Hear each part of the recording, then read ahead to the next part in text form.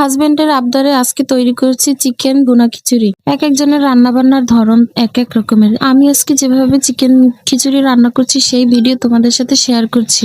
প্রথমেই তেলের মধ্যে কয়েকটা গোটা গরম মশলা দিয়ে একটু ভেজে নিয়ে এরপর দিয়েছি পেঁয়াজ কুচি আর আদা রসুন বাটা, জিরে বাটা আর গরম মশলা বাটা, সামান্য একটু হলুদের গুঁড়ো, মরিচের গুঁড়ো। এটা দিয়ে কষিয়ে নিয়ে এরপর দিয়ে দিয়েছি সয়া সস আর দিয়েছি টক।